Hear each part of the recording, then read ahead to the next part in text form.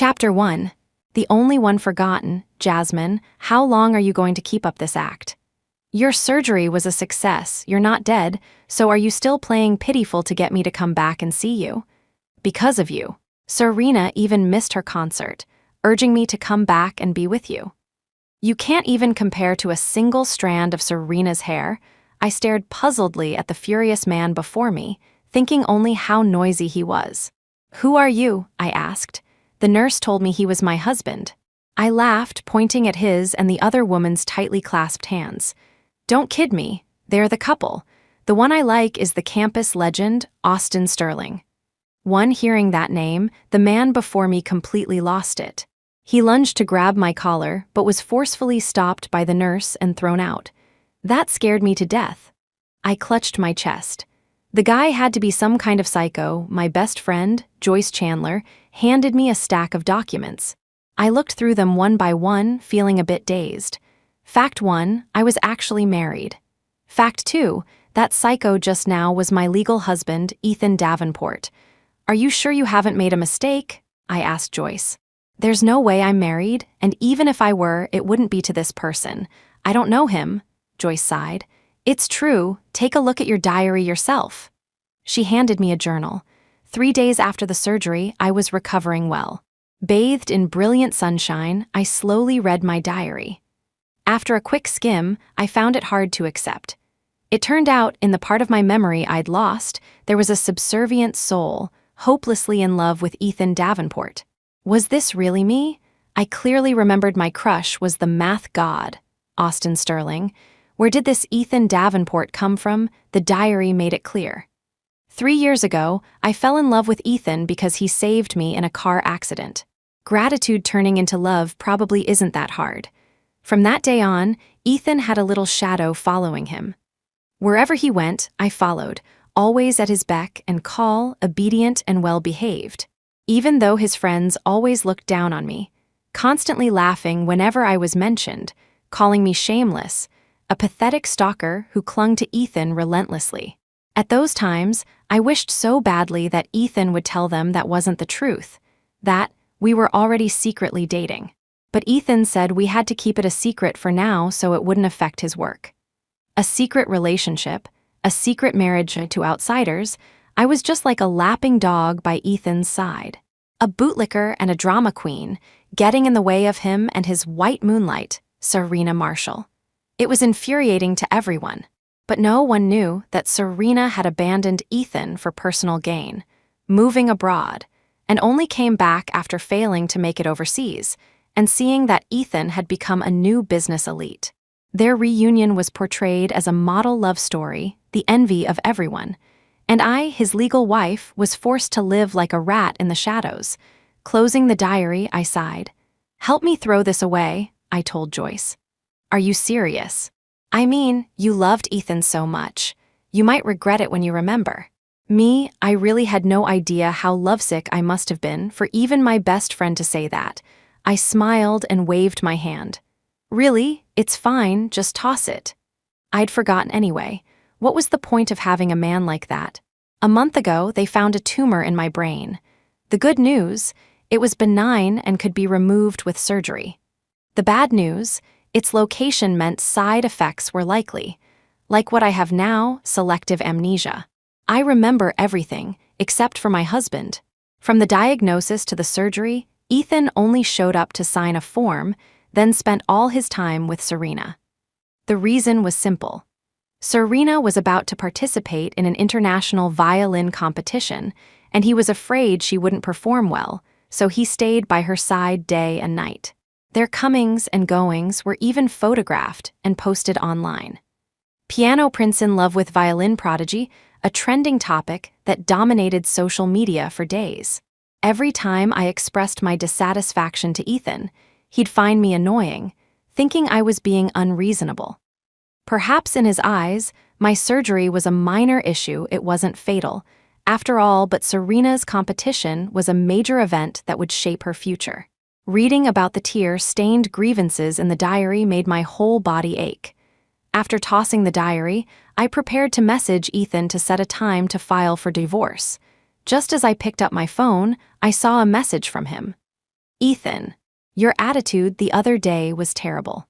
Serena has been crying over you until now. You need to reflect on your actions. Don't contact me for the next few days. I had just replied with a question mark when I discovered I'd been blocked. How ridiculous. My husband, for the sake of his white moonlight, decided to teach me a lesson with the silent treatment and blocked me. Whoever wants this man can have him. I'm done. On the day I was discharged, I prepared a divorce agreement and sent it directly to Ethan's studio. Chapter 2. The gift back at my place. I got some help to pack up my things, 4 large suitcases in total, and sent them all straight to Ethan's studio. Then I changed my phone number, the lock code on my door, and everything in that space that had a connection to Ethan. Looking at my familiar and welcoming home, my mood lifted. A news alert popped up. Young mathematician Austin Sterling was rumored to have settled in the States. Seeing the familiar face in the photo, my heart swelled. This was the person I liked. Austin Sterling. I still remembered his email address. Even though I had missed my chance, I wanted to say a proper goodbye. I composed an email and sent it to him. Just as I finished, the doorbell rang, accompanied by furious knocking. "Jasmine, get out here," it was Ethan. I frowned and walked to the door but didn't open it. No way was I going to face a man who tried to get violent with me in front of a nurse. "Can I help you?" I asked cautiously. "What is the meaning of this? Did you send me a divorce agreement to scare me? Did you sign it?" I asked. "Sign it quickly, and we can find a time to file the papers."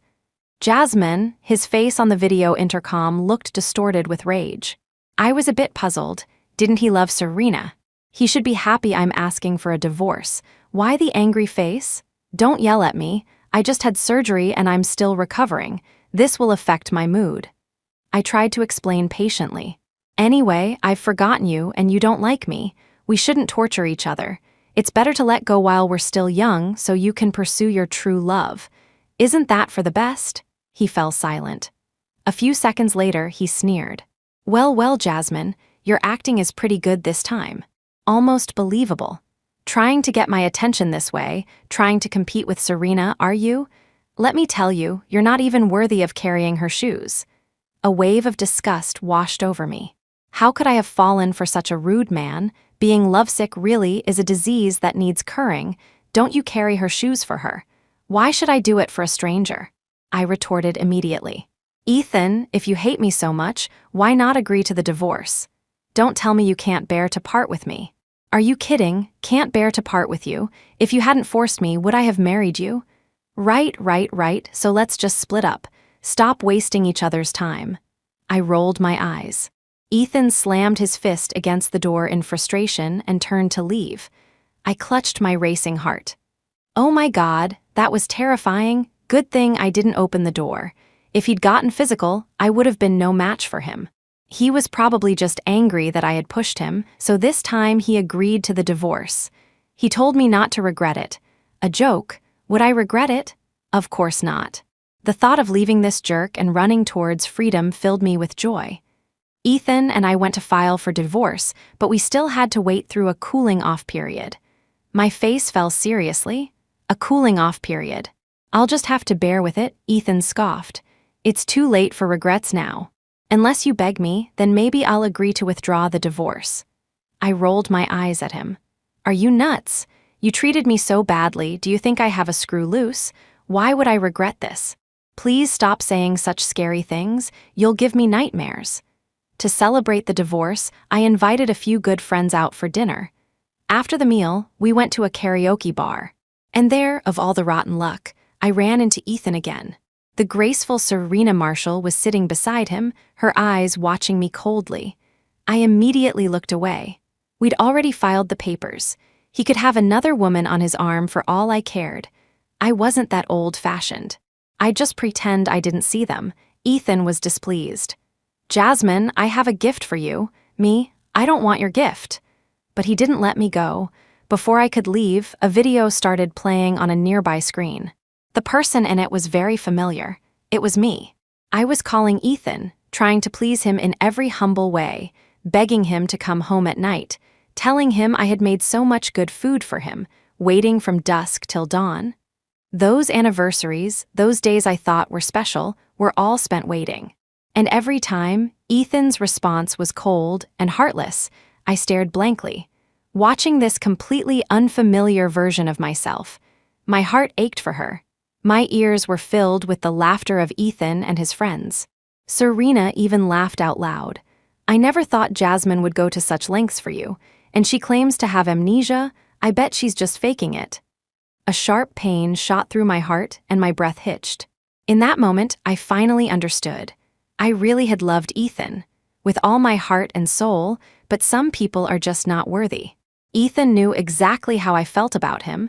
He was married to me, yet he still let his friends treat me this way, mocking me, turning me into a joke for their amusement.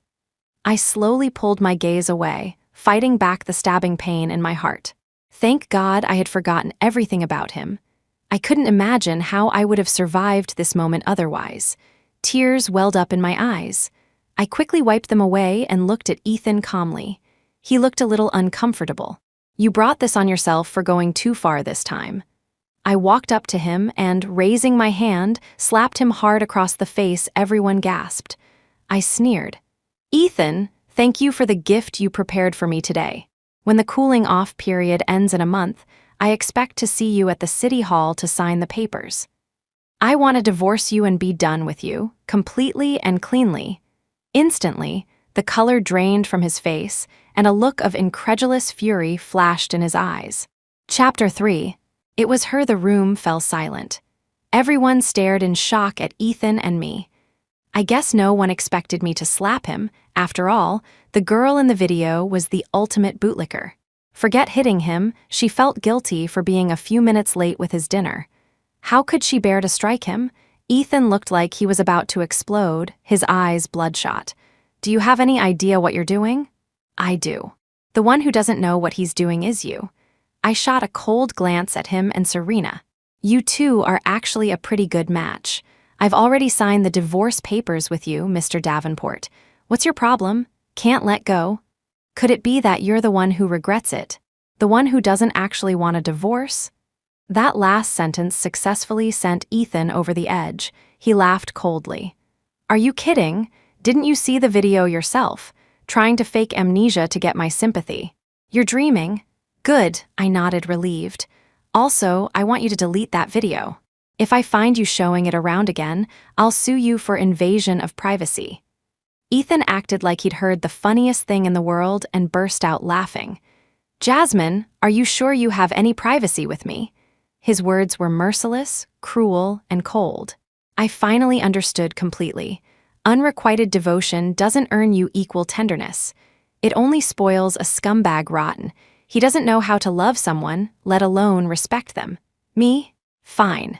Since you put it that way, next time you show that video, I'll post the pictures of you naked in my house. After all, between a husband and wife, it's normal to have no privacy. Ethan's face instantly turned ashen. I didn't bother with him anymore and turned to leave. What a buzzkill. I wanted to celebrate, and he ruined everyone's mood. My friends and I ended up at a street-side stall for some barbecue skewers. Joyce asked tentatively, Jazz, are you okay? I'm perfectly fine. Then why did you just say you were divorcing Ethan? Are you two actually married? Was the shock too much and it scrambled your brain? Joyce raised her hand to feel my forehead as she spoke. My heart skipped a beat. I'd almost forgotten. Ethan and I had a secret marriage. That was another heartbreaking grievance from the diary. It was so suffocating that I hadn't dared to read it in detail. Ethan's actions just now had infuriated me, and I'd forgotten about it in the heat of the moment. The funny thing was, Ethan probably didn't realize it either and just went along with what I said. I wondered how he was going to explain it to Serena now. I waved my hand. It's fine. From now on, Ethan and I have nothing to do with each other. Really? None of my other friends believed me. Only Joyce looked at me deeply. If Jazz says it's over, then it's over. That Ethan guy was never good enough for you anyway. Let him be with Serena, a scumbag and a tramp, a perfect match. You're right. I was so pleased I ordered an extra chicken leg for Joyce. Full and satisfied, I returned to my apartment, only to find someone standing at my door. A tall, cold figure. Even though he looked unfamiliar, a name quickly surfaced in my mind. Ethan. I instinctively took 2 steps back. What are you doing here? The more I retreated, the closer he came. Before I could even get in the door, he had me cornered against the wall. I frowned in disgust, pushing against his chest. I'm warning you, if you come any closer, don't blame me for what happens. His gaze was deep, his breath fanning across my face. What are you playing at? He murmured. Today, that was my fault. I shouldn't have shown those videos, but you were being completely disrespectful. I sneered. Give you respect. Who do you think you are? He narrowed his eyes. Don't test my patience, Jasmine. I don't like it when you're not obedient. And you liked me when I was obedient. My smile widened mockingly. Then why the secret marriage? Why weren't you there when your wife was having surgery? He suddenly understood. So you're still jealous about that. I've explained it so many times. Serena has no other family here. She only has me. This competition is very important. I have to be by her side. Are you really that selfish? Are you going to destroy the future of a talented violinist for your own petty feelings? He frowned, displeased. It dawned on me he thought all of this was because I was jealous of Serena. My talk of divorce, even dragging him to file the papers, was all just a ploy to scare him. In his mind, he was already indulging me by playing along with these games. I shouldn't and couldn't be disobedient, because Serena needed him. I was so amused I laughed until my stomach hurt. You don't seriously think I still have feelings for you, do you? Please, I have amnesia. Go ask a doctor what those 2 words mean. I've forgotten you, understand? I pointed to my head, then clutched my heart. Here and here, there's no trace of you left. From now on, if you want to be with Serena, be with Serena. You can do whatever you want with her. Sleep with her for all I care. You don't have to tell me. Because I don't care, so liberating, I felt a rush of exhilaration. It was like I had finally done something I'd been wanting to do for a long time. Ethan's face was twitching. He was so furious with me. Fine, fine, have it your way. You'd better not regret this, he left, his face ashen. I let out a sigh of relief. He was finally gone. I thought he was going to hit me. With my thin arms and legs, how could I have possibly fought back? Life without Ethan didn't seem to change much. I rested, worked, and enjoyed the comfort of my little nest. It was very pleasant. Until one day a week later, when I officially returned to work. My boss took me to sign a contract with a client I had been negotiating with before my surgery. It was only right that I should be in charge of it now. I heard you have amnesia, my boss chuckled. Yes, but it's not a big deal.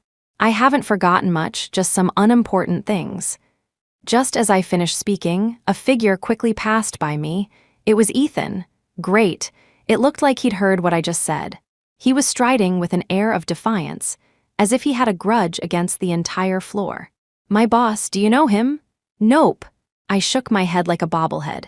The contract signing went smoothly. Since I had just had surgery, I couldn't drink at the dinner. I stepped out for some fresh air halfway through and saw Serena. Or rather, she was waiting for me. Excuse me, could you move? I frowned. The hallway was only so wide, and she was blocking a good portion of it. She had also deliberately placed her violin case next to her. I want to talk to you. I have nothing to say to you. Are you scared? Serena was aggressive, showing none of the delicate meekness she had when she was leaning on Ethan. She took a step closer. Don't think that just because you've revealed the marriage, Ethan will want you. You probably don't know, but the person who asked Ethan to keep the marriage a secret was me. Serena's crimson lips curved into a smug, condescending smile. Chapter 4. A cathartic scolding, a run-in with a crush, a closed deal. Perfect, it was you. I remained unfazed. That's right. Don't think you're his wife just because you have a marriage certificate with Ethan. The only person he truly cares about is me. Serena was outrageously arrogant. Jasmine, if I were you, I would have had the sense to leave on my own. Why humiliate yourself? Calmly, I asked. So tell me, what else did you make Ethan do? You were so happy the day you got your marriage certificate, right? You even took a picture and posted it on your social media feed. And what happened? Not 2 seconds later, Ethan chewed you out and made you delete it, all because I sent him a crying message." She smirked and stepped closer, speaking in a voice only we could hear. "Jasmine, if I hadn't gone abroad, do you think you would have ever had the chance to get close to Ethan?" A sharp pain shot through my head. Her words were so unfamiliar, but why did I feel so terrible? My chest felt like it was stuffed with a seawater-soaked sponge, so clogged I could barely breathe. Fragments of broken memories floated in my mind. The me in those images, was that really me? Closing my eyes to calm down, I said in a flat tone, "So the so-called future star of music, the rising violin virtuoso Miss Marshall, is nothing more than this. Eager to be someone's other woman, you've really opened my eyes.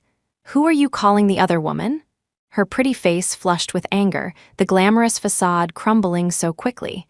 I sneered, "Ethan and I have a marriage certificate. Who do you think is the other woman?" "In love, the one who isn't loved is the third wheel," she pointed at me, unabashed. "Ethan never loved you, not from the beginning. You're just a shameless bootlicker." Just as she finished, her expression suddenly changed, and tears welled up in her eyes. "I just wanted to say hello to you. Why are you scolding me?" She stumbled back 2 steps. Suddenly, a gust of wind swept past me, and Ethan's figure rushed forward, catching the teetering Serena in his arms. "Jasmine, don't go too far if you have a problem. Take it out on me," he frowned, his eyes full of condemnation. Serena nestled in his arms. "It's okay, Ethan. I can understand if Miss Walton is upset about our close relationship. If she misunderstands me, I can just explain it. Her scolding me is understandable. After all, you two are husband and wife." She lowered her long lashes, looking on the verge of tears. That look was truly pitiful and touching. It made me sick. "Ethan, Jasmine, did you hear Serena? She is so pure and kind-hearted. How could you have the heart to scold her? Apologize to Serena right now. Don't affect her upcoming competition." I was so angry I laughed. "Ethan, if you're sick in the head, go see a doctor. If you want to act, then join the entertainment industry. What are you pretending for in front of me? And you," I turned to Serena, "aren't you and Ethan both in music? What did you switch careers to selling trash bags? You're so full of it." I looked at her again. "You say I scolded you, right? Fine, fine." I suddenly raised my voice. "Everyone, come and judge for yourselves. This musical celebrity, Miss Serena Marshall, is accusing me of scolding her for no reason. She's hugging my husband, and my husband is attentive and accompanies her everywhere. He was even with her while I was having surgery. Tell me, am I wrong to scold a woman like this?" My shout quickly attracted the attention of others. Serena, who had never expected me to do this, turned deathly pale. "Hey, what do you think you're doing?" Ethan became nervous too. "What am I doing? Stating the facts, of course. Go on, point out which one of my statements wasn't a fact." I smiled. "She has no relatives in the country, but doesn't she have any friends? Does she need you, a married man, to accompany her the entire time? Otherwise, she won't even dare to go on stage for a competition. Frankly, if she's that timid, she should just go home and be a waitress. She shouldn't be dreaming of Vienna's Golden Hall, lest she tarnish that sacred musical palace. What a piece of work. A total tramp, a wench." I felt a surge of satisfaction as the words left my mouth. Yes, I had wanted to say that for a long time. Serena's eyes widened. Ethan's face darkened. "Jasmine, you've gone too far. Apologize to your mother. I'm warning you, control your little lover. The next time she acts out of line in front of me, I guarantee she'll be performing with a slap mark on her face." I snapped coldly. "And Ethan, don't think you're so clean either. You and Serena are the same, a match made in heaven." With that, I quickly brushed past them. As I passed Serena, I deliberately bumped her with my shoulder. "Next time you want to slander me, I'll make sure to live up to the accusation you've given me." "What a shame you didn't say I hit you just now. Tusk tusk." Serena stared at me in terror, as if she didn't recognize me. And she was right. In their minds, I was supposed to be a little bootlicker trailing after Ethan, a submissive, weak-willed person. How ridiculous. Even Ethan had forgotten that this was the real me. Hating evil as my enemy, and getting revenge on the spot. I burst into a private room, and upon seeing the person inside, I was mortified. "Sorry, wrong room," I turned to leave. "Wait," a clear, magnetic voice called out. It sounded familiar. I slowly turned back and met a pair of eyes as bright as the moon. It was Austin Sterling, the familiar face, the familiar aura, and that same smile from back then. It could be no one else but the university's campus legend, Austin Sterling. For a moment, I even stopped breathing. You didn't settle in the States?" I blurted out. "Something came up, so my plans changed." He smiled slightly. "I didn't expect to see you here, Junior." "I didn't expect it either. Really, long time no see." My face was flushed red with embarrassment. If I had known Austin was coming back, I wouldn't have sent him that email. Now I could only pray that he was a born and bred local who didn't have the habit of checking his email, damn it. "I'd better go back tonight and retract that email. You're as spirited as ever, Junior. I heard you talking in the hallway just now. That was some beautiful scolding." Austin smiled. I was stunned. This was the first time in my life anyone had ever complimented my scolding. If that's not a kindred spirit, what is? A smile spread across my face, my lips curling higher and higher. "Hee, I think so too. Great minds think alike. Austin, let's exchange contact information." My crush was making the first move. How could I refuse? I quickly added him. After leaving the room, my head was still spinning. I had to say, tonight was a good night. I'd told off the people I wanted to, closed a long pending business deal, and even met the crush I'd been dreaming of.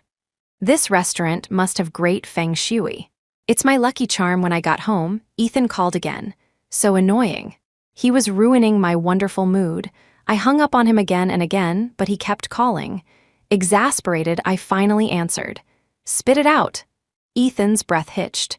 "Jazz, when did you become like this? This isn't like you at all." Chapter 5.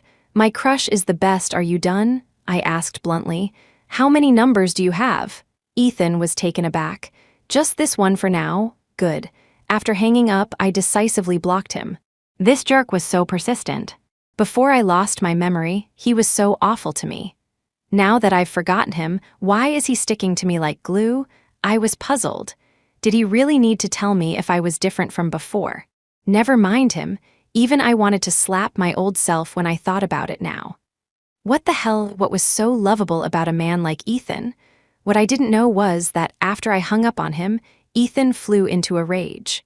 His friends were so scared by his ashen face that they didn't dare to make a sound. "Jasmine, you've got some nerve. You're doing this to get back at me for how I treated you before, aren't you?" He raged until someone cautiously spoke up. "Mr. Davenport, don't be so angry. Jazz definitely can't let you go." Yeah, we all saw how much she loved you before. How could she just stop loving you now?" "Amnesia, it's probably just a story she made up to mess with you. But not to be that guy, you were a bit too much before. When you were sick last time, Jazz took care of you day and night, but this time, when she had surgery, you didn't even go to see her." There were some dissenting voices among his friends. It annoyed Ethan to hear it. Did you really get a marriage certificate with Jasmine? This was the crucial question. Once it was asked, everyone tensed up. They had all witnessed the confrontation between Ethan and Jasmine that day. Jasmine was acting strangely, but Ethan wasn't acting normal either.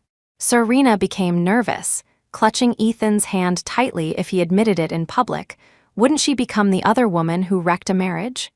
No, she wouldn't have it. Ethan was hers. That bootlicker Jasmine was the other woman. Ethan lowered his eyes, hesitating for a moment. They had been secretly married for so long, Jasmine must have been miserable. She had brought it up with him many times before. Maybe he should take this opportunity to make it public. But then Serena squeezed his hand tightly. He came to his senses. Looking back at Serena's pleading eyes, the words on the tip of his tongue changed. How is that possible? I think her brain is scrambled right now. Are you all going crazy too? A marriage certificate, haha, would I ever be interested in a bootlicker? His words were sharp and cruel. Later, Serena sent me a video of this exchange. Serena, see. In his heart, you're just a bootlicker. Me, oh, and in my heart, he's your bootlicker. The difference is, I've seen the light and he's still lost in his delusion. Me, can't be helped. Dogs will be dogs. Serena was furious with me. She tried to call and curse me out, but I hung up and immediately blocked her number 2. The world was finally quiet. I got up and stood by the window, looking out at the night sky. Time seemed to drag on at this moment. I wished these days would pass like flipping through a book, page by page, to quickly end this long cooling-off period. I was very calm and had no need for regrets. After reading my diary, I finally understood that Ethan and I were actually a good match in terms of family background. His family came from a long line of musicians, and my parents were business tycoons. As for Serena, she was just an ordinary girl from a small town. I knew she was sponsored by Ethan. I just never knew that a sponsored student could become his white moonlight. I also never knew that this white moonlight had already abandoned him once for personal gain, and yet he still treated her like a treasure. It's true what they say, the favored have nothing to fear. The diary said that on the day Serena left him, Ethan drank himself into a stupor and couldn't pull himself together. It was me who patiently stayed by his side, coaxing and pampering him. The diary entries from that time were filled with Ethan's name. The old me, how much I had wished for him to get back on his feet. Later, with my help, Ethan's piano prince persona was successfully marketed. He not only achieved great success in music, but also used his popularity to start his own studio, expanding into other fields and becoming a benchmark in the industry by combining music and business. And on the day he achieved fame and success, I pressured him into marriage. Ethan reluctantly agreed. A certificate, but no public announcement. No wedding, no official recognition, not even telling our parents. It was a marriage known only to him and me. How ridiculous. Now, reading these words, I only felt pity for my former, humble self. What was the point of such a marriage? I had personally helped this man reach his current status, and yet he showed not a shred of gratitude. Divorce was the right choice. A secret marriage was also the right choice. The thought that no one knew Ethan, and I were once married, made me very happy. As the cooling-off period slowly passed, I had many things to do. The next day, I unexpectedly saw Austin Sterling at the office. "Hello, Junior," Austin greeted me first. "Hello." I was so excited my cheeks felt hot, and I felt like I was about to burst. My boss was surprised. "You two know each other?" We went to the same university, and she had the same advisor as me. We worked on a research project together, Austin explained with a smile. My face probably turned even redder. I couldn't believe my crush remembered everything so clearly. My heart was pounding wildly, uncontrollably. "Well, that makes things easier. Mr. Sterling has a project he'd like to collaborate with us on. Jasmine, you'll be in charge." "Okay," I agreed immediately, afraid that my boss would change his mind if I hesitated. Being able to work closely with the man of my dreams made me so happy I could fly. Austin was different from Ethan. He was genuinely talented. Not only was he a top-tier academic, but he was also a pioneer in combining academia with commercialization. After spending a few days with him, I felt like I had made significant progress myself. Indeed, working with exceptional people is a pleasure. "Want to go on a business trip together?" Austin asked. I nodded. "Sure." "You agreed so quickly. Aren't you afraid I'll sell you?" He laughed. "You wouldn't," I said firmly. "Senior, you're my idol. Someone as outstanding as you could write a proposal and have a line of people fighting for it. Selling me wouldn't even fetch that price." Austin was speechless. After a moment, he ruffled my hair. "You're still as interesting as ever." Me. I was telling the truth. How was that interesting? I didn't expect to run into Ethan and Serena again in the VIP lounge. They had arrived before us. By the time we got there, they already had coffee and sheet music on the table. Serena was leaning very, very close to him. So close that no one could honestly say they were just friends. I glanced over briefly, then pretended not to see them, following Austin to a sofa on the other side. "Would you like something to drink?" I asked proactively. I was on a business trip with the client, who also happened to be my college crush. There was no reason for me not to be attentive. Austin smiled. I'll have the same as you. I was delighted. A true gentleman is a true gentleman. Kind, polite, and uncomplicated. Chapter 6. My unease and confession. I remembered another entry from my diary. Whenever I was with Ethan, I would always prioritize his feelings and his mood. As for myself, it seemed like he never paid any attention to me. He didn't even seem to see me. Perhaps it was seeing Ethan again that brought back the contents of my diary, making me feel agitated. I was adding milk to my coffee. Suddenly, someone was standing next to me. I subconsciously glanced up and my mood instantly soured. It was Ethan. I quickly looked away, pretending not to see him. You remembered wrong. I don't like this much milk. Get me another one.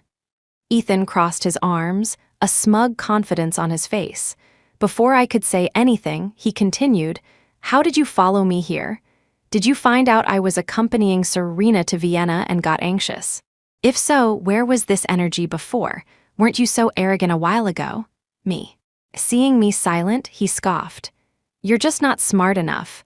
How many times have I told you I don't want this whole milk? Make me a new one. Oh, and Serena's doesn't need sugar. She's not like you. She has to watch her figure. I couldn't take it anymore. I lifted my hand and threw the coffee in his face. Serena, who had just arrived, screamed at the sight. Jasmine, are you insane? The brown liquid stained the collar of Ethan's white shirt. His expression was a mixture of shock and anger. I put down the cup and sneered. Your boyfriend is the insane one. I'm here making coffee, and he shows up out of nowhere like a mad dog. Jasmine, his eyes darkened.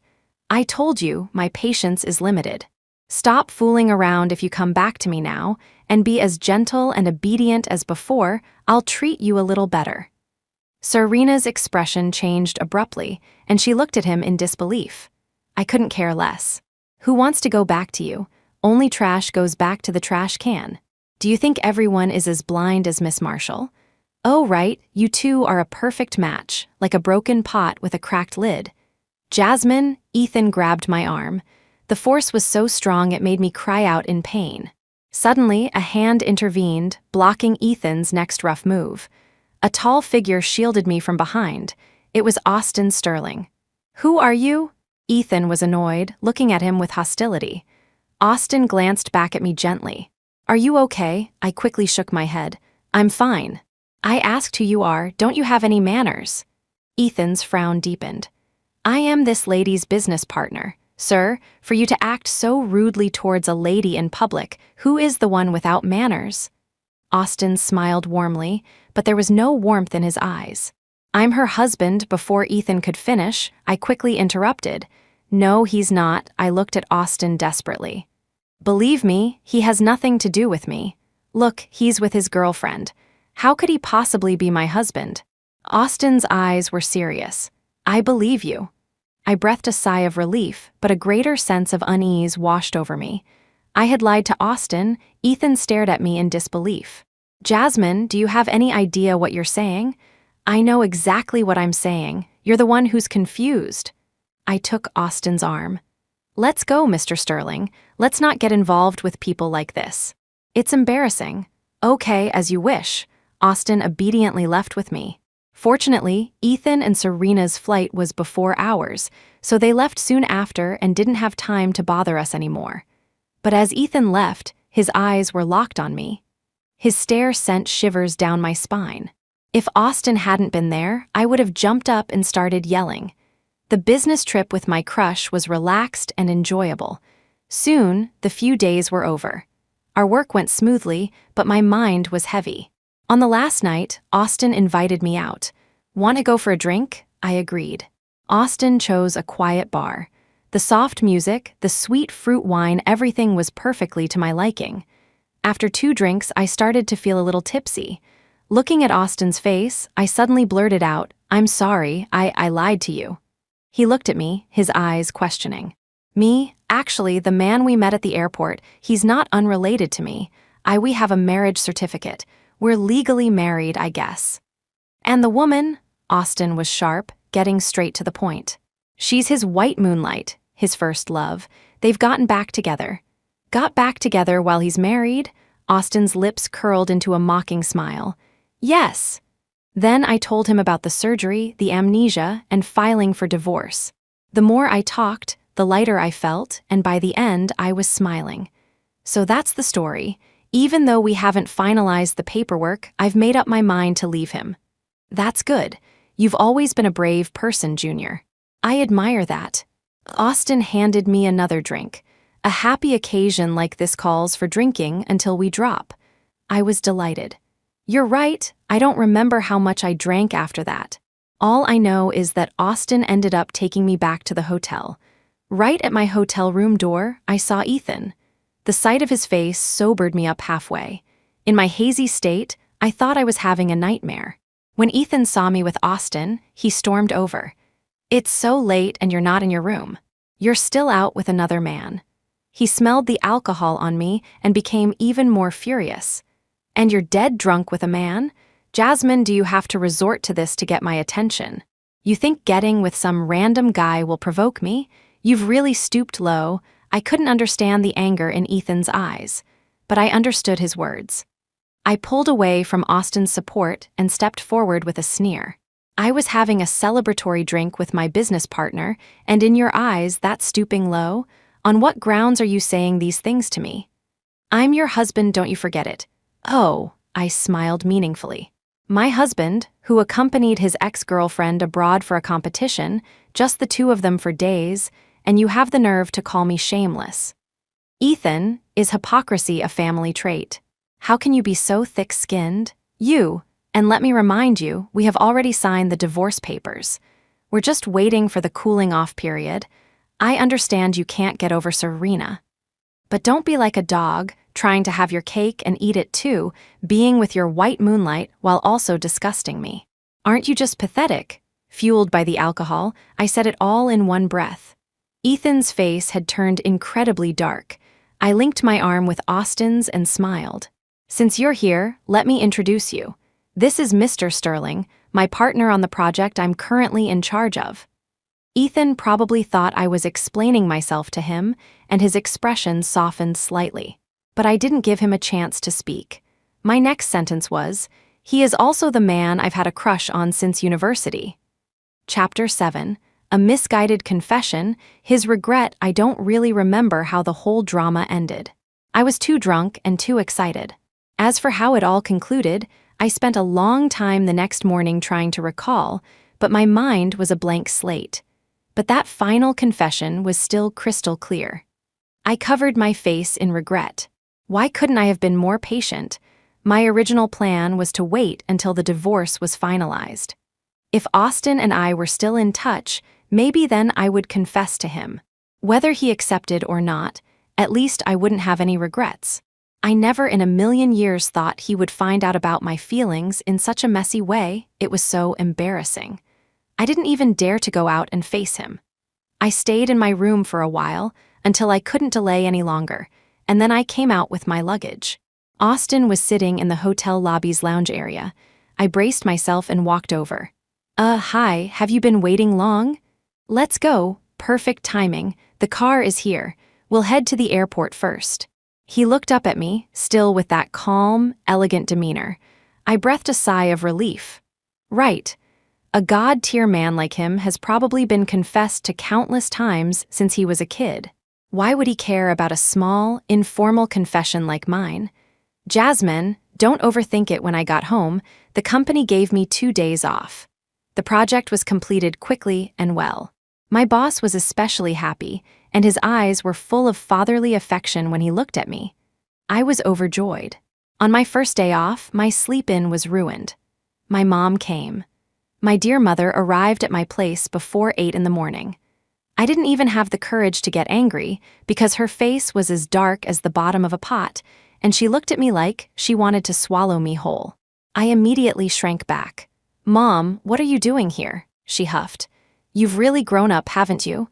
Think you can do whatever you want now? How dare you get married to some man behind your father's and my back? Do you even see me as your mother anymore?" My mind went blank. I froze. How did my parents find out? My mom dragged me back home. Sitting in the living room was someone I never expected to see: Ethan. When he saw my mom and me, he immediately stood up. "Mom, you're back." For a moment, I thought my ears were playing tricks on me. "Are you crazy? Who are you calling Mom?" I blurted out. My mom said coldly, "If you two are really married, it's not wrong for him to call me that." Me, Ethan. "I'm sorry, it was my fault before. I shouldn't have made you hide it. I've thought it through, Jazz." He looked at me deeply.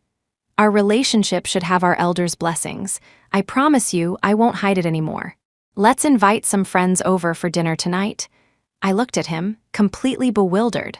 Suddenly, a wave of anger surged within me. What did this man take me for? A toy for when he was bored, an object to be used, or a piece of chicken rib? Tasteless to eat, but a waste to throw away. Otherwise, why would he be doing this? I took a deep breath. "Mom, Dad, this is between Ethan and me. I'll come back and explain to you later." After finally convincing my parents, I led Ethan downstairs, fuming. "Who gave you permission to come here? If you're not in your right mind, go see a doctor. Why drag my parents into this? Have I told my parents about our business? This is hilarious, Ethan. What are you doing now? You don't want a divorce. Are you just pathetic?" As soon as we reached the entrance of the complex, I couldn't hold it in any longer and turned to yell at him. Ethan looked at me and took a deep breath. "Yes, I don't want to get a divorce. It doesn't matter if you don't want to. I won't continue this marriage with you. I don't even remember you, and I have no feelings for you." I spoke quickly. "No, that's not right. It's not that I have no feelings for you. It's that I'm completely disgusted by you now. Are you even a decent human being? Ethan, I know I was too confident before, thinking you wouldn't care about these things. Serena and I are really just like brother and sister. I'll consider your feelings in the future. Jasmine, it wasn't easy for us to be together. Do you remember that I saved you?" He spoke gently. "We were destined to be together. If we were destined, then how did I forget you? I guess this is fate's way of telling me not to waste any more time on a scumbag like you." My words successfully made Ethan's face turn pale. "Jasmine, enough, don't say any more." I waved my hand, frustrated. "The person you want isn't me, but the old Jasmine who was completely obedient to you. Sorry, I can't be like that. So, this divorce is final. If I find you coming to my parents again, I'll call the police directly. You don't want your name on the front page of the negative news, do you?" Ethan's jaw tightened, and he said nothing more. I turned to leave. He called out to me again, "Do you really like that Austin Sterling?" Without turning back, I threw 4 words at him. None of your business. I had another tough battle to fight at home. This time, there was no escaping. I took out all the documents and explained everything to my parents. I originally thought that talking about these things again wouldn't cause any emotional turmoil. But unexpectedly, as I recalled the contents of the diary, the more I spoke, the more I sobbed uncontrollably. My heart felt heavy, as if it were being pierced by countless needles. The pain was suffocating, but there was no blood. It was only at this moment that I truly understood I had once really, really loved Ethan. For that love, I had willingly broken my proud wings, but he wasn't worthy. My mom's heart ached for me. My dad's face was also ashen. At this point, getting angry was useless. My parents scolded me harshly, and then we all cried together. Strangely enough, after this cry, the fragmented memories in my mind gradually became clearer, starting to piece themselves together. But looking at these memories now, the initial romantic feelings were gone. With my mind at ease, I returned to my apartment. It was no longer safe here. With Ethan showing up one after another, I couldn't even sleep soundly. Without hesitation, I listed the apartment for sale with an agent and rented a small apartment near my company to stay in temporarily. I returned to work and my life gradually stabilized. Ethan seemed to have disappeared from my life for a while. Of course, so had Austin. After that business trip, I hadn't seen him much. When I realized he might be avoiding me, I was a little sad, but I quickly got over it. Putting myself in his shoes, if I were confessed to by a married person, even if they were about to get a divorce, I would probably avoid them too. It was understandable. Finally, the cooling off period was over. The night before, I specifically unblocked Ethan's number and gave him a call. "Don't forget to go through the procedures tomorrow," I reminded him. Ethan's breathing grew heavy. "I'm busy tomorrow." I was annoyed. The date for the procedures was set a long time ago. "I don't care. See you at the city hall at 9 tomorrow morning. Whoever doesn't show up is a dog, and I'll expose you on my social media, Ethan. Do whatever you want." Chapter 8, The Showdown. The next day it rained. Completely different from the sunny weather I had imagined. Ethan stood me up again. I waited from 9 to 11 and then until the office closed, but he never showed up. The ridiculous thing was, he wouldn't even answer my calls. I laughed out of anger. Fine, you want to play this game with me, Ethan? You're a real man." I opened my phone, took a picture of our marriage certificate and the divorce application, and posted it to my social media feed, tagging all our mutual friends. Me, Mr. Ethan Davenport, and I have been married for several years. During our marriage, he has had an ambiguous relationship with Miss Serena Marshall, traveling alone with her multiple times. His actions have severely damaged our marital relationship. After friendly discussion, we have decided to divorce. However, on the day we agreed to finalize the procedures, Mr. Ethan Davenport once again broke his promise and refused to cooperate with the divorce proceedings. "Everyone, take a look at this scumbag's true colors. What piano prince, what talented violin prodigy. They're just a scumbag and a tramp hiding behind the guise of friendship after posting." I asked Joyce out. She had seen the post too. "Good for you. I didn't think you'd make up your mind so quickly." "I'm really surprised," Joyce said, both surprised and happy. I was like a wilted eggplant, listless. I didn't expect Ethan to not show up to sign the divorce papers either. "You're trying to force him to show up. What else can I do?" I was so angry my chest hurt. I took a big gulp of coffee. "Jerk, I was a fool before. Was I blind to fall for someone like him?" Joyce looked at me sympathetically. "Now I completely believe that you don't love Ethan anymore." I cursed Ethan for a long time, until a muffled laugh came from behind me. I jumped and turned around to see a pair of deep, lake-like eyes. Austin was smiling at me. "Junior, we meet again." What a coincidence. After a few awkward seconds, I quickly composed myself. "Yeah, it's been a while. I had some unfinished business abroad, so I went back to take care of it. I left in a hurry, so I didn't get to tell you." His words made my heart skip a beat. Was he explaining himself to me? I must be overthinking it. I waved my hand. "It's okay. The previous collaboration is already underway and going smoothly. I'll contact you if anything comes up. But you have something you can't solve right now, don't you? Your ex-husband," Austin said bluntly. Now I couldn't pretend to be clueless anymore. After a few seconds of hesitation, I nodded. "Yeah, we were supposed to finalize the procedures today, but he refused to come. His name is Ethan Davenport, right?" "Yes." "Okay, you should go home now. A girl shouldn't stay out too late by herself.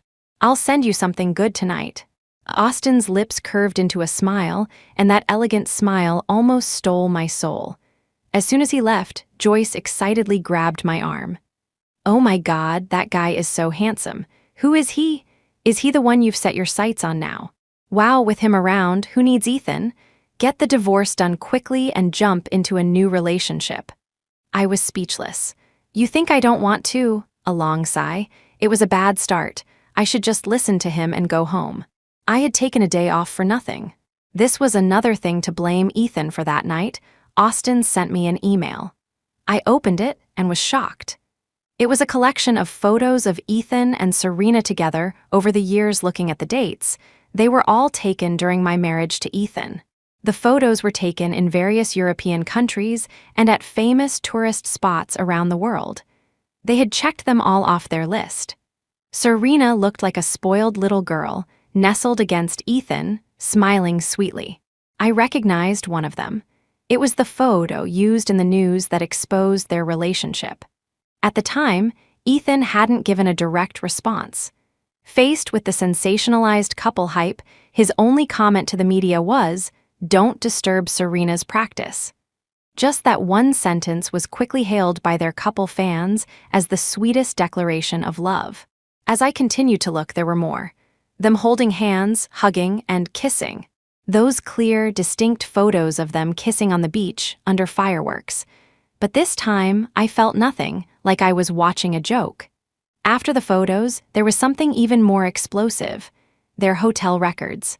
They didn't dare to get a room in the country, but when they went abroad, they probably thought no one could track them, so they were so reckless. I looked closely.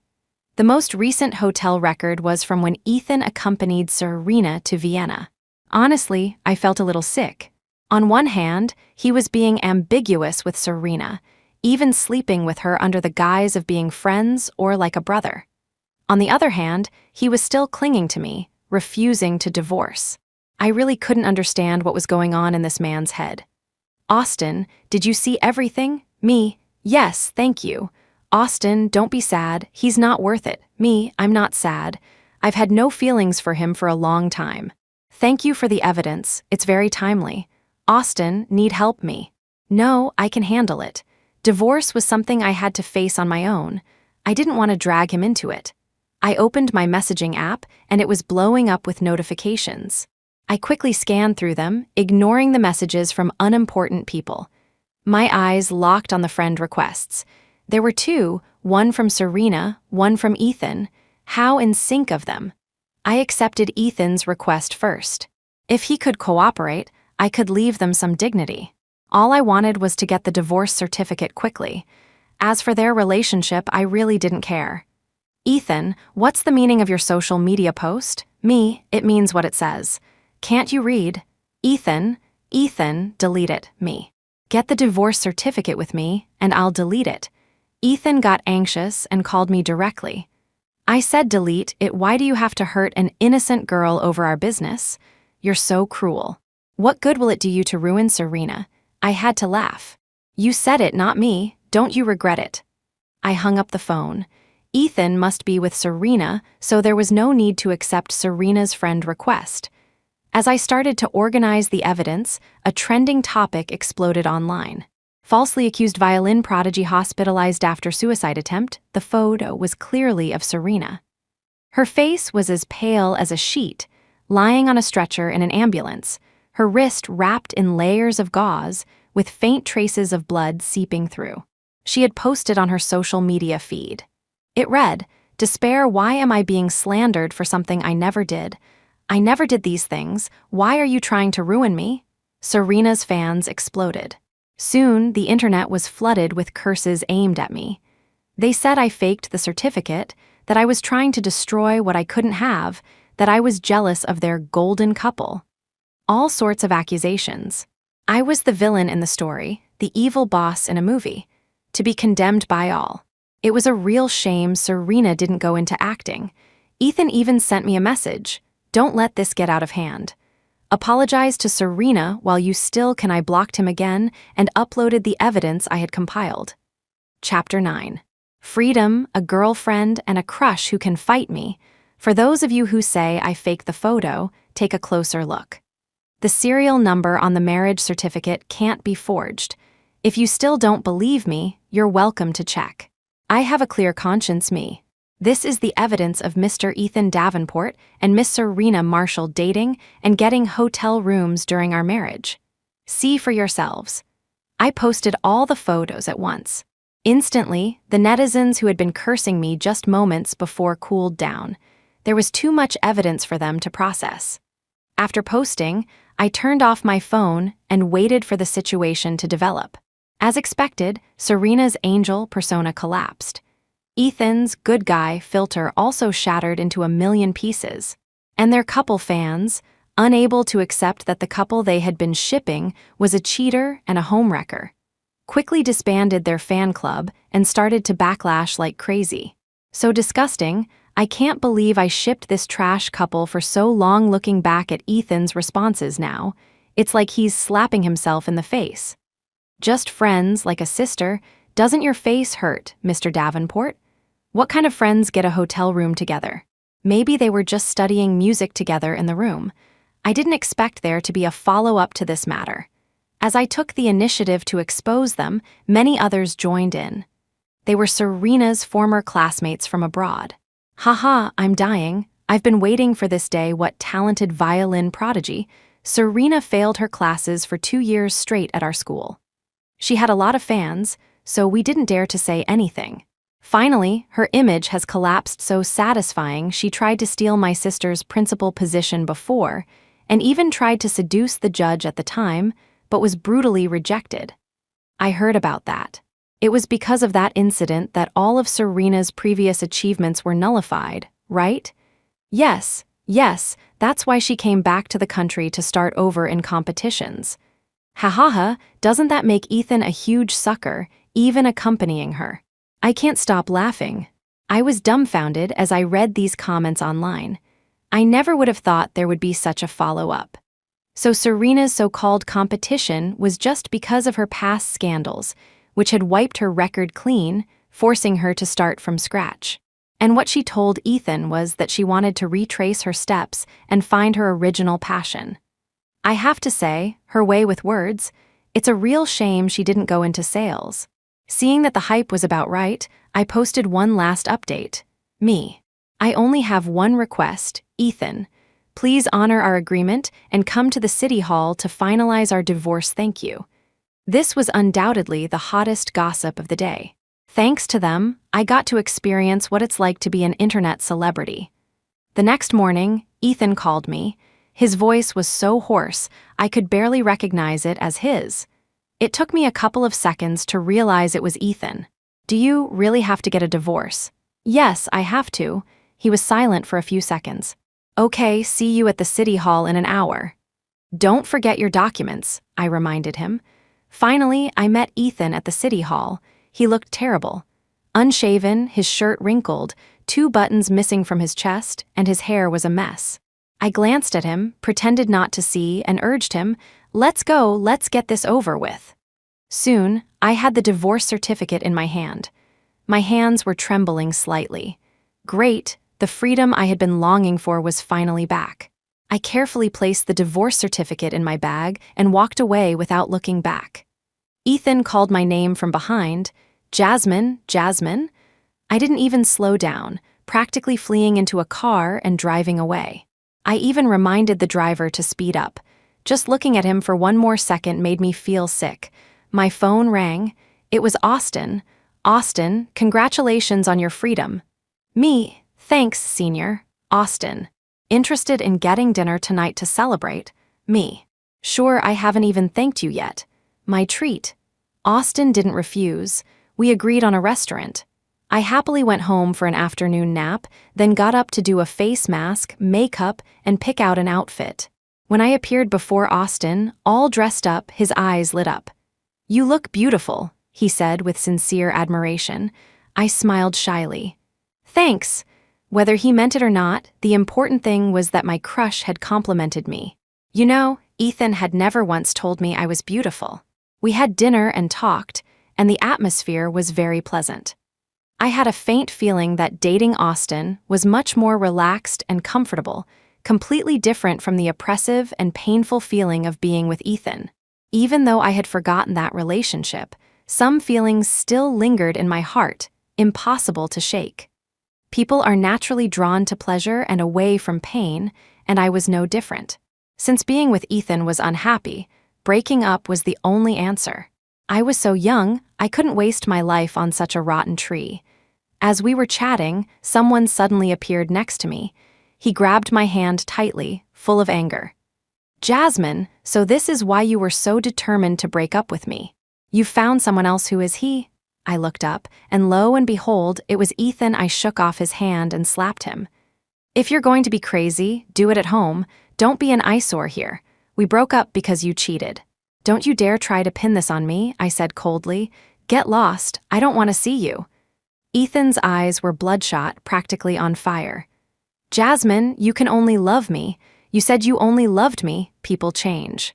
Just like you weren't such a scumbag before. You've changed, so why can't I? I sneered.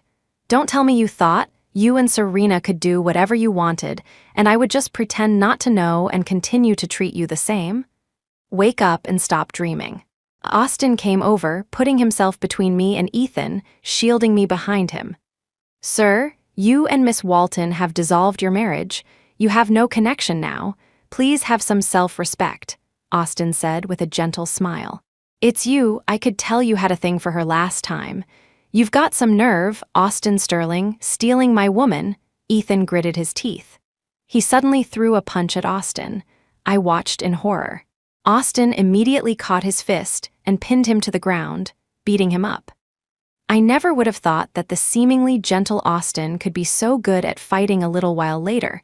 By the time the restaurant manager arrived, Austin had already beaten Ethan to the point where he couldn't get up.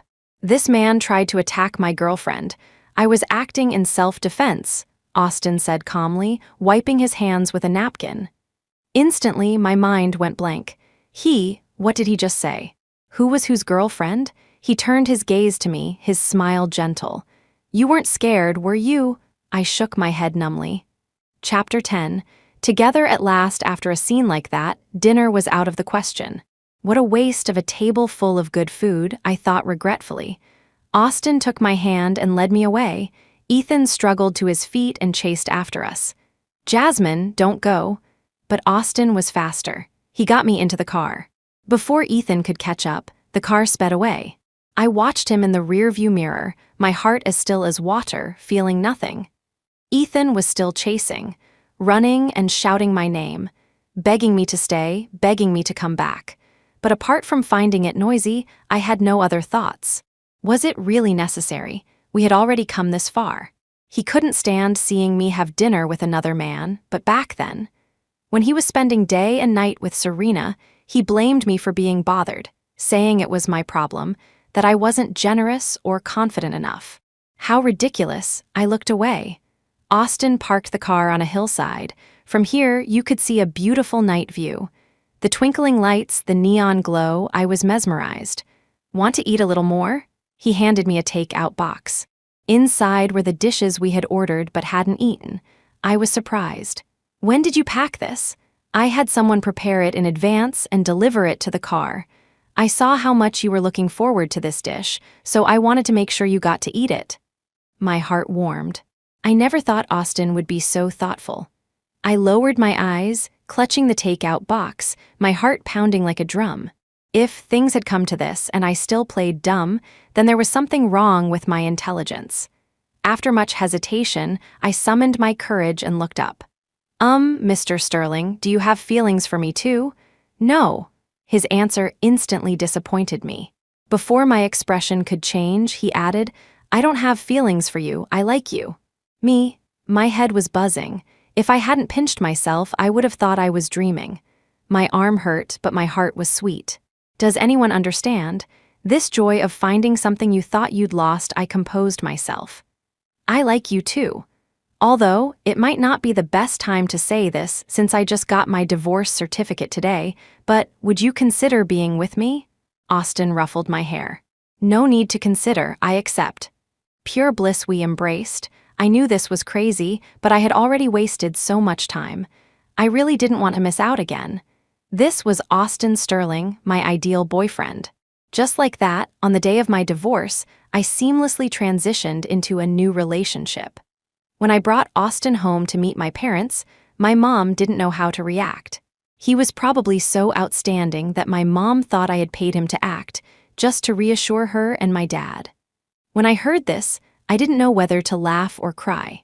I asked my mom seriously, "So, how much do you think it would cost to hire someone like him to act?" My mom actually took it seriously. "At least a few $1,000s per appearance." "Well, your daughter doesn't have that much cash on hand, I can't afford it." Austin overheard our conversation. He smiled. "Auntie, please don't worry, I'm serious about Jazz. We're dating with the intention of getting married." I blushed at his words. And so, Austin and my parents had a very pleasant conversation. After the experience with the rude Ethan, Austin's appearance was like rain after a long drought, nourishing my parents' dry and worried hearts. After the meal, my mom pulled me aside and warned me, "Don't bully Austin. Look how shy and gentle he is. You can't scare him, you know?" I thought about the way Austin had handled Ethan, and my lips twitched, but I said nothing. Austin and I had a sweet romance, and my career was also going smoothly. It seemed like after leaving Ethan, all my luck had returned. A few days later, the receptionist told me someone wanted to see me, but they didn't have an appointment. I said impatiently, "I'm very busy today. I don't have time to see anyone without an appointment." Before I could finish, Ethan's voice came through the phone. "Jasmine, if you don't come down to see me, I won't leave." I froze for a moment. He couldn't find me, so now he was camping out at my company. What a guy. Did he think that would scare me? I said coldly, "If he wants to wait, let him wait. If he disturbs anyone else, just call security to remove him." The receptionist agreed. I hung up and went back to work. What a joke. My time was so precious. Besides dating, it should be spent on making money. Who did Ethan think he was? Was he worth me wasting my time on? I worked all day. When I got off work, Austin was there to pick me up. I skipped over to him, met his gaze, and we held hands. "Why did you come to pick me up when you're so busy? Wouldn't it be better to go home and rest?" I said playfully. Austin pinched my cheek. "I brought you bubble tea and cake. I wanted to share them with you. And we agreed to have dinner at your parents' house tonight. You little heartbreaker, did you forget about me?" I stuck out my tongue. "My handsome hero, spare me this once. I won't do it again." We were laughing and talking as we walked to the parking garage when Ethan appeared again. His gaze fell on our tightly clasped hands, and his face instantly darkened. His eyes were so red it was scary, and his ferocious expression made me take 2 steps back. "Austin Sterling, give Jasmine back to me." His voice was too hoarse to be recognizable, but his words were still pleading. "You can beat me up, get your revenge on me however you want, I'll accept it. I just beg you to give Jasmine back to me. She's my wife." As he spoke, he looked at me with a gaze full of deep affection. I shivered and immediately hid behind Austin. "I'm not. I have nothing to do with you anymore." "Jazz, it was my fault before. I know I made a huge mistake, and you have every right to be angry. I won't mind what happened between you and Austin Sterling. As long as you're willing to come back, you'll be my only wife." He took a step forward. "We had so many beautiful memories. Have you forgotten them all?" I bit my lower lip, disgusted. What kind of person was this, still pestering me after we've broken up? He had terrible character. "Don't forget, I saved your life." Ethan brought up the past again. I couldn't take it anymore. I peeked out from behind Austin. "Yes, you saved me. Didn't I repay you by marrying you? You've gotten your money's worth over the years. Why are you bringing this up now?" Austin sneered. "You saved Jazz's life. Where? Don't tell me it was that horrific car accident on the Cross River Bridge 3 years ago? August 7th, 3:42 in the afternoon." My heart skipped a beat, and I looked at him in surprise. How did he know so clearly? Chapter 11, the person who saved me wasn't Ethan at all. Ethan instantly panicked. Who are you?" His lost expression made me even more suspicious. Austin let out a cold, light laugh. "I was the one who saved Jasmine back then. The car accident was horrific. I pulled her out of the car, saving her from the subsequent explosion, and then I laid her down by the side of the road to go find paramedics. By the time I came back, she was already in the ambulance. The person with her at that time was you, right?" Ethan's jaw tensed, as if he couldn't believe what he was hearing. "Austin, I originally wanted to leave you some dignity, and I didn't want Jazz to remember too many unhappy things from the past, so I never said anything. But I never thought, Mr. Davenport, you have some real nerve." Ethan stumbled back a few steps, his eyes wide. It was you. "Yes, I saved Jasmine. And you just picked up the credit later." His voice grew even colder. "Unfortunately, I was in a hurry to go abroad at the time. After confirming that Jasmine's life was not in danger, I left the country. If I had known you would target her, I would have stayed, no matter what, or taken her with me." The coldness emanating from Austin became more pronounced. "Now that I've told you all this, do you still want me to give Jasmine back to you? From the very beginning, she was never yours. Ethan, you are the one who is a thief, lurking in the shadows." You took advantage of Jasmine's trust and affection for you, and you trampled on her feelings and self-respect. A person like you should be tied to Serena for the rest of your life, never to be separated. Just as he finished speaking, a woman rushed over from a distance. She threw herself into Ethan's arms like a madwoman, pounding on him. You've made my life miserable, and now you want to just leave me? I'm telling you, not a chance. I recognized her. Serena? The woman heard me and turned to glare at me. It really was Serena, but she was a completely different person. The once thin and fair woman was now sallow and gaunt, looking as if she had aged a dozen years. The hatred in her eyes when she looked at me was even more intense. Jasmine, right? Let me tell you, I never initiated anything with Ethan in Europe. He was the one who wanted to go with me. He was the one who said he couldn't leave me alone. I never asked him to come, and the hotel room, he was the one who took me out drinking. I was drunk, and he took me back to the room. What happened after that was just natural. I'm a victim too, she cried as she spoke. My career is ruined, all because of you. I rolled my eyes. Don't blame me. Even if he initiated it the first time, what about all the other times you got a room? Was it Ethan's fault every single time? If so, I have to say, your intelligence is really concerning. If he forced you, why didn't you call the police afterwards? Serena was at a loss for words. Austin. Of course she couldn't call the police because she was only half resisting. She was happy about it. Oh, I smiled meaningfully. So that's how it was. Ethan looked at me deeply. Suddenly, in front of me, he grabbed Serena's hair, threw her to the ground, and slapped her several times. Caught off guard, Serena couldn't dodge, and her face quickly became red and swollen. Ethan. Jazz, this woman is the reason we got divorced. I've already taught her a lesson. I'm begging you, come back to me, okay? I was so scared I buried myself in Austin's arms. That's terrifying. He's violent. We should call the police. Austin held me tight. You're right. Let's call the police. The building's security guards arrived even faster than the police. Ethan's actions had been clearly captured on the surveillance cameras. No one could turn a blind eye to such violence. Soon, he and Serena were taken away. As he left, he kept looking back at me as if he really was deeply in love with me. Austin, look what kind of person you were blind enough to like before. I shivered. Please don't say such scary things, okay? I'll have nightmares. He burst out laughing. Later, he also told me about the car accident. I also did a lot of research and looked at the surveillance footage, confirming that what Austin said was the truth. The person who really saved me back then wasn't Ethan, but Austin. Watching the surveillance footage from 3 years ago, the moment the car accident happened, Austin jumped out of the car in front of me like a madman and ran towards me. I covered my mouth, my heart pounding. It really was him, so I had been mistaken. While I was watching these videos, Austin was by my side. Seeing that I was emotional, he ruffled my hair to comfort me. Don't be sad. At least you realized your mistake and came back to the right path. I'm very relieved. I glared at him.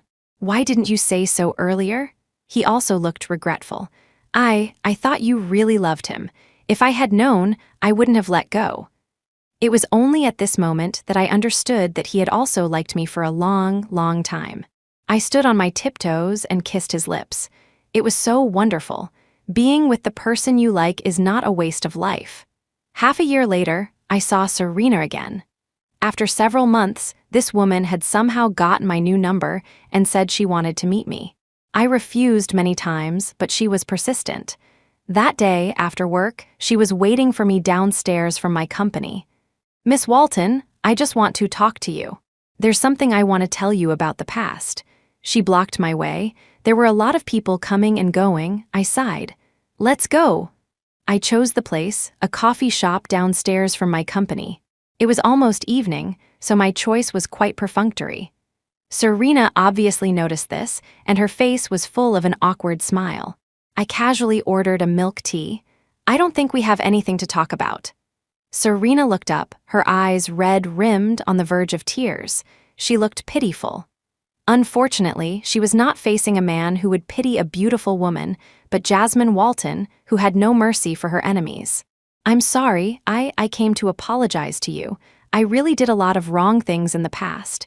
I was young and foolish and I hurt you. She was very sincere. I only realized later how wrong I was. As she spoke, she stood up and bowed to me. I'm so sorry, I'm really, really sorry. Back then, I was also deceived by Ethan. If I had known he was married, I would never have gotten involved with him. She bit her lower lip, her tears about to fall.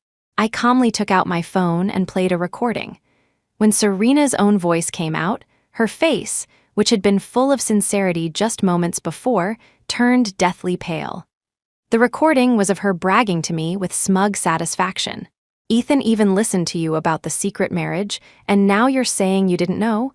You said that yourself. What kind of nonsense are you spouting now? I smiled and looked at the camera hidden on her chest. What, trying to whitewash yourself with a live stream? Didn't expect me to have other evidence, did you? Chapter 12. I actually remembered everything. Serena froze, fumbling to turn off the camera. But it was too late. The evidence I had released was already online. The little angel tried to clear her name, only to be slapped with the hard truth again, drawing widespread ridicule from netizens. Serena finally managed to turn off the camera, her face ashen. Are you happy now that I'm miserable? Jasmine, how can you be so cruel? You're the one who came to me. What does it have to do with me? I'm just telling the truth. Next time you want to lie, please make sure you have a good relationship with the other person first. Don't do such foolish things again. I couldn't be bothered with her and stood up to leave. Before I had taken 2 steps, Ethan rushed out and slapped Serena twice. Who told you to come find her? His face was ashen. You hit me for this woman, Serena cried. Even now, you're still protecting her. What's so good about her, Ethan? Jasmine is 1,000 times better than you. When I was drunk, no matter what time it was, she would come to pick me up. She would make me hangover soup and stay up all night taking care of me. When I was on a business trip, if I had any problems, she could solve them for me without alerting anyone. That piano, she gave it to me. She went to several countries to find it.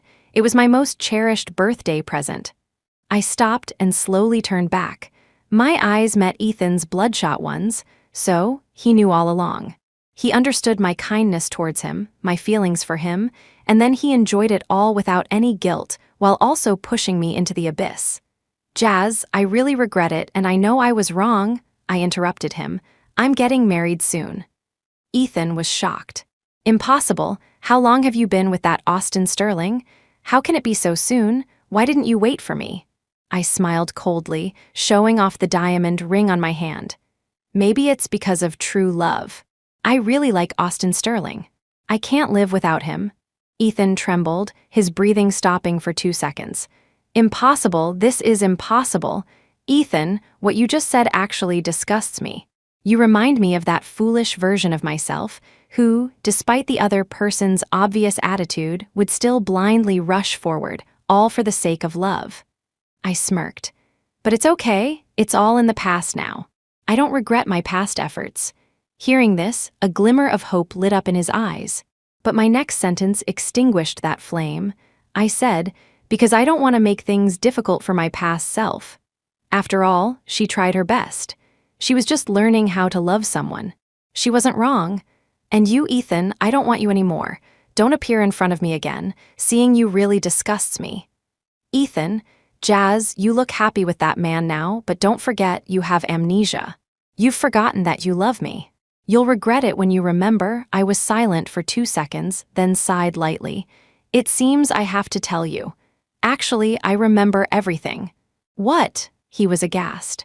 I remembered not long after I was discharged from the hospital. But I didn't think it was necessary to get entangled with you anymore, so I just divorced you cleanly. Do you understand? With that, I turned and left. Behind me, Serena's merciless laughter rang out. Ha ha ha, you jerk. Did you think she would look back at you just because you hit me? Amnesia, she says. I told you a long time ago that Jasmine didn't have amnesia, but you wouldn't listen. You deserve it, you brought this on yourself. Not far away, Austin was waiting for me. When did you get here? I arrived just as you sat down. You don't trust me that much? I looked up at him, smiling gently. Of course. My fiancé is going to meet a mentally unstable person. How could I not be worried? I had to come and see. He took my hand. Let's go, we'll have dinner at your parents' house first. Okay, when are we going to pick out a wedding dress? Next week. Okay, can we get the marriage certificate in advance? No problem. Next Monday is a good day. As you wish. My marriage to Austin came so naturally, as if everyone was waiting for us to blossom and bear fruit. That night, when I went home for dinner, I told my parents about it, and they immediately agreed. It seemed they were really satisfied with Austin. The same went for Austin's parents. When he took me home, I received so many gifts that my hands were full. In the end, I had to ask him to help me carry them. I really couldn't hold anymore. And so, the wedding preparations began at a leisurely pace. 6 months later, our wedding was held on a private island. The ground was covered in flowers, romance was in the air, and the blue sky and sea became the most beautiful backdrop for our love. He lifted my veil, and we kissed in the sunlight. This time, I married in style. After the wedding came the honeymoon. Austin had saved up a month of vacation, and we traveled the world together, having so much fun we forgot to go home. After returning to the country, Joyce found me and handed me a box. What's this? Didn't you already give me a wedding present? It's not from me, it's from Ethan. Joyce sighed. He's in a pretty bad state now, but he's found a new job and moved his studio abroad. Do you feel sorry for him? No way. You were so good to him and suffered so much. He deserves to give you these things. I just don't want you to refuse. I opened the gift box. Inside was a diamond necklace. Underneath was a small diamond ring. I recognized it. It was the wedding ring Ethan had promised me. Back then, when I asked for it, he was extremely impatient and only bought it for me because he was forced to. Looking at it now, it was all so ironic and laughable. I'm afraid I can't accept this. My husband will get jealous. I handed the box to Joyce. Help me sell it. We can split the money. Joyce smiled. You really are my best friend. The last time I saw Ethan was at the hospital. Austin was with me for a prenatal checkup. We happened to run into him in the hallway. Compared to a year ago, he was a shadow of his former self, visibly withered and decayed. When he saw me, a flicker of light flashed in his eyes, but then he saw my slightly protruding belly.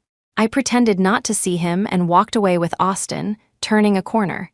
I guess this is how fate works between people. A missed opportunity is a missed opportunity. One turn can sever the past. A few months later, I gave birth to twins, and Austin and I found our own happiness. Chapter 13. Epilogue 1. Ethan. The end. If you ask about love, I always thought the person I loved was Serena. Serena was my dream, my white moonlight. She was smart, beautiful, and had an exceptional aura, especially the chemistry we had when we played music together, something Jasmine could never give me. I did resent Serena for leaving back then. But later, maybe it was because of Jasmine's companionship, I gradually forgot all that, leaving only the good memories of Serena. Of course, Jasmine was very good to me too. Sometimes I couldn't help but wonder, did she love me that much? So much that even when I was so impatient with her, she remained gentle. A Jasmine like that was really boring. Things changed when Serena contacted me again. She called me, apologized, and explained what happened back then. I realized I still had feelings for her. It was a feeling I couldn't find with Jasmine. I couldn't refuse and was instantly captivated. Serena and I started a secret relationship. Even when she asked me to hide our marriage, I did it because I didn't want Serena to leave me again. But when Jasmine looked at me with those eyes, my heart skipped a beat and I felt a little uncomfortable. Jasmine's eyes were very beautiful and clean. She asked, "Do we have to hide it, not even from our parents and friends?" Her question made me feel guilty and irritable. We're still so young. We just got a certificate. It's not like we're having a wedding. There's no need to make a big deal out of it, right? Don't worry, I've already gotten the certificate with you. What are you afraid of? With that, I slammed the door and left, not coming home for several days. I knew Jasmine loved me too much. She couldn't hold out for long. Sure enough, she was the one who gave in first. I said, "Be good, be obedient, otherwise I'll think about replacing you." I didn't mean it, but I just wanted to say it. I didn't want to see Jasmine being proud and triumphant. She should be obedient and docile. That was how she should be. Jasmine lowered her eyes and nodded silently. I thought our marriage would continue like this. When I was with Serena, I did feel guilty towards Jasmine sometimes. But I was quickly attracted by Serena's advances. I thought, at worst, I'll just give Jasmine a grand wedding later. Wouldn't that be enough? She didn't ask for much anyway. That day, when Jasmine called me, I was with Serena. Didn't I already sign the papers? Why do I need to go back? Didn't the doctor say there's no life-threatening danger? Jasmine, stop being so melodramatic. It's disgusting, you know? Can't you be more understanding? Serena's situation is more important, understand? I yelled at her like I always did, like scolding a child. Jasmine said faintly, "I know," then she hung up. My heart instantly tightened, as if something was quietly slipping away. I couldn't catch it or hold on to it. Serena hugged me and said, "You should go back and see her. What if something happens? After all, Miss Walton is your wife." I hardened my heart. She'll be fine. When I returned to the country, I found out Jasmine had amnesia. Her surgery was a success, her life was not in danger, she was healthy, but she had completely forgotten me. At first, I thought she was faking it, throwing a tantrum, because I was with another woman when she needed me, so she was jealous. If she was jealous, it meant Jasmine still loved me. Realizing this, I didn't take her amnesia seriously. If she wanted to pretend, then I'd give her time to pretend. I wouldn't spoil her. But I didn't expect her to ask for a divorce after she was discharged. Jasmine wanted to divorce me. Why, how could? Wasn't she the one who couldn't leave me, who loved me the most? She was willing to divorce me. At that moment, I exploded with anger. When I rushed to the city hall, I found out she was serious. Meeting her gaze, my heart panicked. I had never seen a Jasmine like this before, so calm and composed, as if she really had no feelings for me. In her clear eyes, I looked like an insignificant stranger. In a fit of anger, I went through the procedures with her. During the cooling-off period, I spent more time with Serena. I wanted to provoke Jasmine, to make her unable to bear it and come back to beg me. The traces of her love for me were so clear and distinct. I didn't believe she had amnesia. She must be acting with me, but I miscalculated. Jasmine really had forgotten me. Not only that, she had forgotten everything related to me. She had someone burn that diary after she read it. Joyce was her best friend, so she was the one who did it. That day, Joyce deliberately burned the diary in front of me. She sneered, "Scumbag, now you believe that our Jazz doesn't like you anymore, right? If you're smart, you'll finalize the procedures with her soon and stop wasting her time." I knew about Jasmine's diary. I had read it too. Every little detail in it was about me. When Joyce burned it, I held back. After she turned and left, I still rushed forward, enduring the heat and pain, to snatch the diary back. But it was too late. The diary was already burned beyond recognition. The contents were all fragmented. Apart from the familiar handwriting, I couldn't even piece together a single "I love you." Was I going to lose Jasmine? And so, step by step, we came to the divorce. When I finally signed the papers, my hands were shaking. I think I was close to the truth. When I got the divorce certificate, I finally realized that my connection with Jasmine in this world had really been severed. Severed by her. She also found out that the person who saved her back then wasn't me. It was Austin Sterling. Seeing them together, so well matched, so dazzling, I couldn't bear to watch. I wanted to get my little Jazz back. I tried various methods, but none of them worked. She still ended up with Austin Sterling, they had a wedding, and they went on a honeymoon. I locked myself in my room and drank for 17 days straight. Later, I desperately exposed myself and Serena. All sorts of negative news spread like wildfire. Serena was completely ruined, and so was I. It seemed that only then would I feel a little better. It seemed that only then would my little Jazz come back. I asked Joyce to help me send a gift to Jasmine. I thought this was my last chance to win her back. It was our ring. But half a month later, at a charity auction, I saw the exact same design. At that moment, I cried and laughed like a fool in the hall. In the end, I still bought that ring back. This life, I guess this is it. Jasmine has her Austin Sterling by her side, and I only have this ring in my hand. It's fine. This is my karma.